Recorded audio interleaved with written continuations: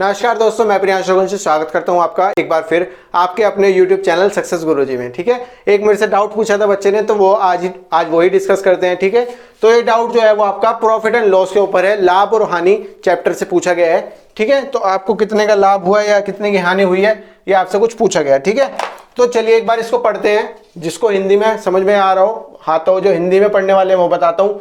Market price जो होता है वो आपका क्या है, छपा हुआ मूल्य या अंकित मूल्य जो दिया गया है वो आपको क्या दिया गया है, market price of an article, मतलब कि एक अंकित मूल्य या छपा हुआ मूल्य जो है वो 250 रुपए ज्यादा है कॉस्ट प्राइस से। कॉस्ट प्राइस होता है आपका क्रय मूल्य, जितने में आप कोई चीज खरीद रहे हैं या फिर बेच रहे हैं। ठीक है, वो कुछ भी हो सकता है, कॉस्ट प्राइस होना चाहिए जिसे क्रय मूल्य कहते हैं। ठीक है, तो आपका जो मार्केट प्राइस है या फिर छपा हुआ मूल्य है वो 250 रुपए ज्यादा है क्रय मूल्य से। ठीक है, उसी आर्टिकल का ये लिखा हुआ है, and it is sold at a discount of 15% of the MP. Market price पे 15% पर आपको बेचा गया है, सोल्ड किया गया है, डिस्काउंट दिया गया है मार्केट प्राइस पर 15% का। इसमें एक चीज याद रखने वाली बात है, देखिए जब भी आप कोई चीज खरीदने जाते हैं, मान लीजिए आप वो बुक खरीदने जा रहे हैं या कोई पेन खरीदने जा रहे हैं या कोई भी चीज जो बड़ी हो वो खरीदने जा रहे हैं, उसका एक एमआरपी लिखा होता है, उस पर एमआरपी लिखा होता है। मान लीजिए 40 रुपए का 400 रुपए का एमआरपी लिखा हुआ होगा। ठीक है, अब आप उससे पूछेंगे भैया कितना आप लेस कर सकते हैं। ठीक है, तो वो आपको बताएगा कि मैं 20% लेस कर सकता हूँ या 15% या 10%, तो जितना भी वो लेस करना चाहे वो कर सकता है। ठीक है, तो अगर आपको 400 रुपए की चीज है, ठीक है, उसने आपको, जो दुकानदार है उसने आपको 20% लेस किया, तो आपके सीधे सीधे 80 रुपए कम हो गए। ठीक है, तो आपको जो मैं एक चीज यहां पर ये बताने वाला चाह रहा था कि जो आपका जो डिस्काउंट होता है वो हमेशा मार्केट प्राइस पर ही होता है, या फिर जो एमआरपी आपका छपा हुआ मूल्य होता है, डिस्काउंट हमेशा मार्केट वैल्यू पर ही, मार्केट प्राइस पर ही आपका पूछा जाता है, दिया जाता है, मतलब कि मार्केट प्राइस पर ही दिया जाता है। ठीक है, आपको क्या पूछना है यहाँ पर, सीपी पूछ रहा है, क्रय मूल्य पूछ रहा है उसी आर्टिकल का, अगर उस पर परसेंटेज अर्न किया गया कितना, 27.5%। तो इस क्वेश्चन को आप थोड़ा सिंप्लीफाई करके लिख लेते हैं। देखिए क्या बोला गया आपको, एमपी दिया गया है, अंकित मूल्य दिया गया है कितना, 250 रुपए ज्यादा है किससे, सीपी से।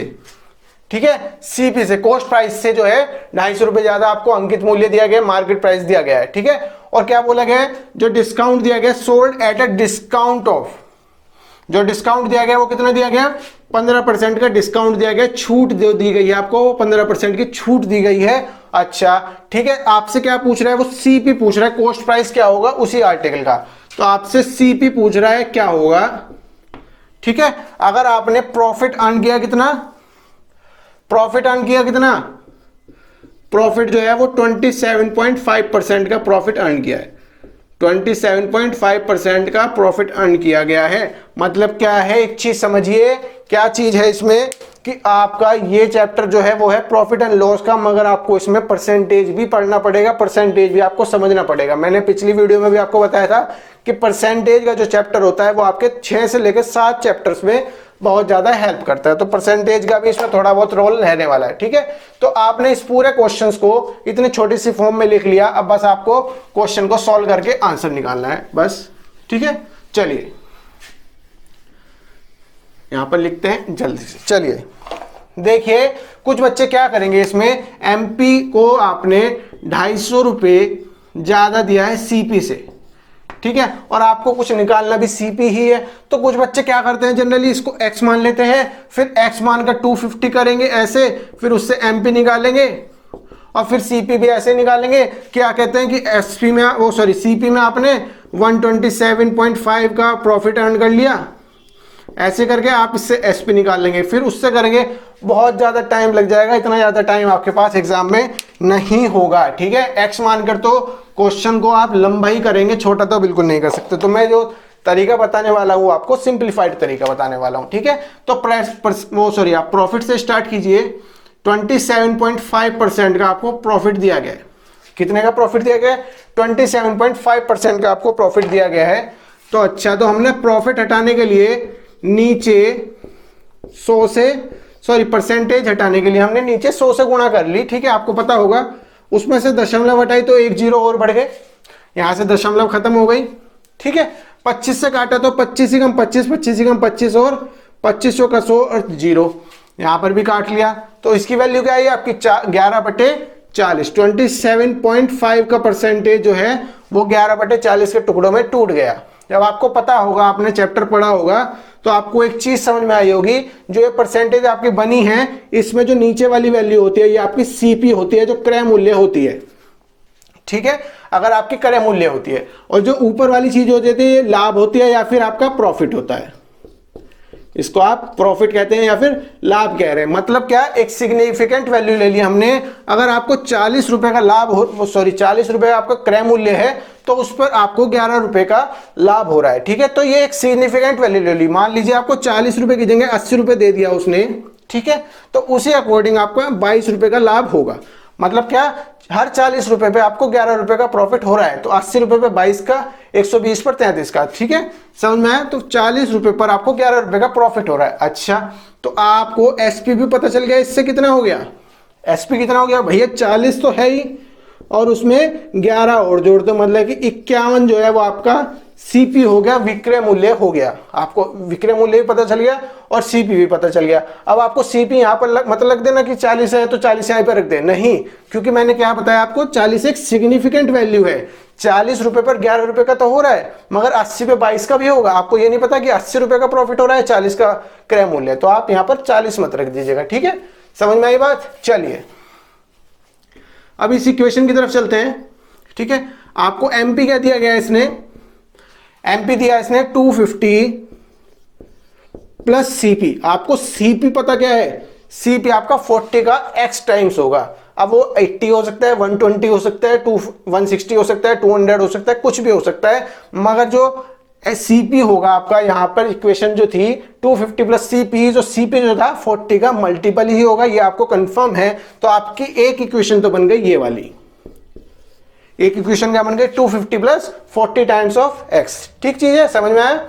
अच्छा, और आप इसमें क्या कर सकते हैं, देखिए आप दूसरी इक्वेशन इससे बनाइएगा कि आपको 15% का डिस्काउंट मिल रहा है। ये भी बहुत अच्छी क्वेश्चन है, मतलब कि डिस्काउंट भी आपको बहुत ज्यादा हेल्पफुल होगा। अच्छा, आप एक फॉर्मूला याद रखिएगा, जो आपका डिस्काउंट होता है उसका फॉर्मूला है 100 माइनस परसेंटेज डिस्काउंट जितना दिया गया है, ठीक है, डिवाइड बाई 100 इंटू मैंने क्या बताया था आपको, डिस्काउंट जो मिलता है वो हमेशा आपको मार्क प्राइस पर मिलता है, और जो उसकी वैल्यू आती है वो आपकी एसपी आती है। मान लीजिए 40 रुपये आपको 400 रुपये मान लीजिए आपका सीपी था, ठीक है, आपने उसको बढ़ाकर एमपी कर दिया। एमपी मतलब विक्रय मूल्य, जो वो सॉरी अंकित मूल्य है। 400 रुपये आपका क्रय मूल्य था, ठीक है, आपने उसका अंकित मूल्य जो कर दिया वो 500 रुपये कर दिया। 500 रुपये में से आपने 20% मान लीजिए डिस्काउंट दे दिया, तो 5 दूनी 10, तो आपने 100 रुपये का डिस्काउंट दे दिया, तो आपकी वैल्यू एसपी जो आएगी वो डिस्काउंट पर आएगी। मतलब कि इसमें 500 रुपये में से आपने जितना डिस्काउंट दिया उसके बाद जो वैल्यू आएगी आपकी, वही आपकी विक्रय मूल्य कहलाएगी, ठीक है। अब अगर वो विक्रय मूल्य जो है वो आपका क्रय मूल्य से ज्यादा आ रहा है तो आपको लाभ होगा, अगर विक्रय मूल्य लाभ से उससे क्रय मूल्य से कम आ जाए तो आपको हानि होगी। वो बात आपको पूरा चैप्टर में पढ़ लीजिएगा, ठीक है। तो आपकी इक्वेशन इससे बनेगी, एक क्या बनेगी भैया, 100 में से 15% का डिस्काउंट है, और 100 में से 15 का 85 बटे 100, तो 0.85। 100 में से 15% का डिस्काउंट 85 बटे 100, 0.85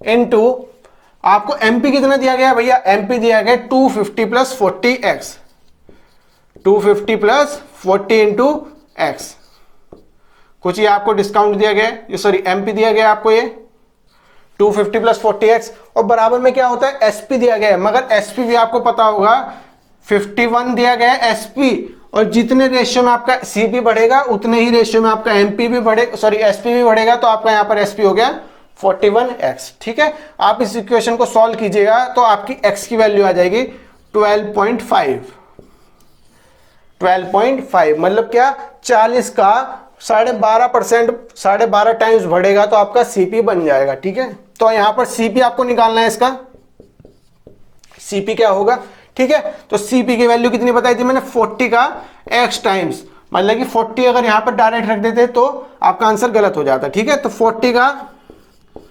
12.5 मतलब कि क्या, इससे तो ये 0 कट गई, ठीक है, बात खत्म। 125 दूनी 250, 250 दूनी 500, तो आपका जो सीपी आ गया वो क्या आ गया, 500 रुपए आपका सीपी आ गया। ठीक है, यही आपका सही आंसर होगा। तो जो इस क्वेश्चन का सही आंसर है वो क्या आ गया, 500 रुपीज। ठीक है, मैंने आपको इससे मतलब कि बहुत अच्छे तरीके से बता दिया, इससे ज्यादा इजी आपको नहीं पड़ेगा। ठीक है, ये वाला क्वेश्चन क्योंकि अच्छा क्वेश्चन था, एग्जाम में आता है। ठीक है, तो चलिए मुझे आज इजाजत दीजिए, कल फिर मिलेंगे एक नए डाउट के साथ या एक अच्छे क्वेश्चन के साथ। अभी के लिए मुझे इजाजत दीजिए।